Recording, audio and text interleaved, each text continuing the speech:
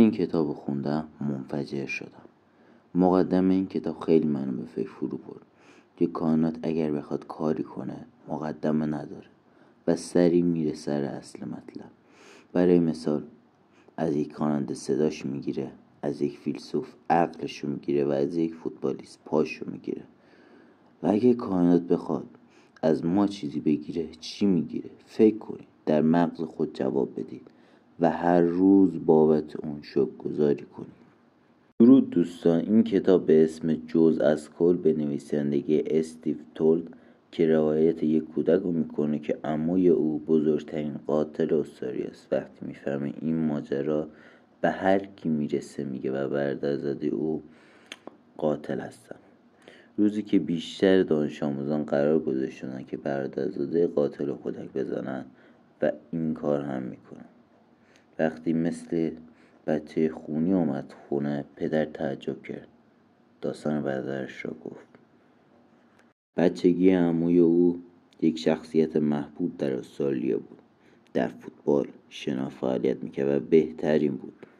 برعکس برادر او یک چهره منفور بود. نمیخوام زیاد ورود به داستان کنم و داستان خیلی کوتاه تعریف میکنم. اسم قاتلم تری دین و اسم اون برادرم، اسم پدری که اول داستان گفتیم، مارتین دینه. همه تری رو دوست داشتن و او رو تحسین میکردن.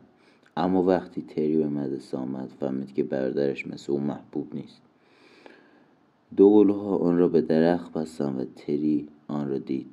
تری جالا آمد و گفت تو چرا اینقدر منفوری؟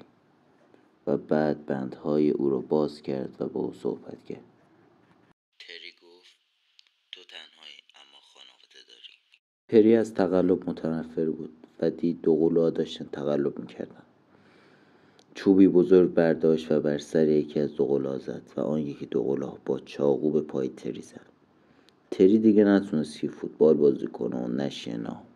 از اینجا تری محبوبیت خود را از دست داد و نتونست به حرفه خود ادامه بده و برای اینکه به برادر او آسیب نزنند وارد گروه تبهکاری شد و تری اولین خلاف کوچیک خودشو انجام میداد. خلافای کوچیک، ولی همه از این خلافا خسته شده بودن. در این زمان مارتین پرسید میدانی که چرا اینقدر کلافه اید؟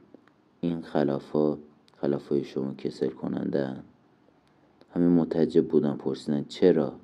مارتین جواب داد شما عادت روزمرگی شدید و باید یک استاد داشته باشید. بهترین استادها در زندان سپری میکنن. خطرناکترین خلافکار اسمش هری بود. وقتی هری خواست به آنها راهنمایی کند گفت برای گام 0 باید اسلحه داشته باشید. تری از اون مرد خوشش آمده بود، اما مارتین نه. مارتین خودشو از اون بند تبهکارا جدا میکنه. یک ایده به سرش میخوره که زندگیشو عوض کنه. مارتین یک جعبه درست میکنه که مردم اون شهر هر ایده‌ای دارن از شهردار درخواست کنن که اولین درخواست خود داخل اون انداخت که رصدخانه‌ای بالای تپه افتتاح شود. شهردار استقبال کرد و همه نظرات رو خوند. بعد چند مدت همه در مورد تری درخواست میکردن و در آخرین درخواست او را به تیمارستان راهی کردن. تری بعد از چند مدت فرار میکنه و یک بمب داخل اون میذاره که صورت یک نفر داغون میشه و تری به مدت 3 سال زندان محکوم میشه. ولی تری باز هم فرار میکنه و با هری گروه کانون خلافکاری راه اندازی میکنه. میدونید که تری از تقلب بیزاره. به گوشش میرسه از یک بازی ملی به خاطر پول میخواهند ببازن. تری به ورزشگاه رفت و تیری به مغز کاپیتان زد. عکسای زیادی از تری گرفته شد که تصویرهای بسیار زیبا شده بود. تری با لبهای خندان و اسلحه به دست به سمت کاپیتان هدف گرفت و به کاپیتان گفت حالا میتونی تقلب کنی. این اولین قتل تری در حرفه قاتل بودنش بود. هر متقلبی برای تری مرده فرض شد میشد. و واقعا آن فرد آفتاب روز و بد را نمیدید. هری به مارتین گفت میخوام این کتاب برام چاپ کنی. کتاب در مورد خلافکاری بود و از 0 تا 100 خلاف نوشته بود. هیچ نشری این کتاب قبول نمیکرد. این خبر کفر هریو در آورده بود. مارتین تنهایی به یک نشری رفته و این کتاب رو داد و خوند و نشریه ورشکست شده بود. این کتاب برای شروعی دوباره بود. مارتین قول گرفت که تا پایان نشر اسمی از نویسنده نوشته نشود و چه روز به روز معروفتر میشه و کنجکاوتر که اسم نویسنده رو بدونه. به رسیدن پایان چاپ رسیده بود و اسم نویسنده گفت به اسم هری بزن، همون خلافکار قدیمی. هری خوشحال بود که میخواست اولین کتاب خودش رو بگیره که اسم نویسنده رو نوشته بود، تری دین. تری و مارتین که این موضوع فهمیدن به سمت ناشر رفتن که ناشر گفت که اسم مستعار بود و تصمیم گرفتم اسم تری رو در این کتاب ثبت کنم. تری گفت هیچ اسم مستعاری وجود نداره و احمق، الان هری هر 3 تامونو میکشه. پلیس تری رو به زندان برد و به حبس ابد محکوم کرد و هری بالاترین ارتفاع خودکشی کرد. میپرسین چرا خودکشی کرد؟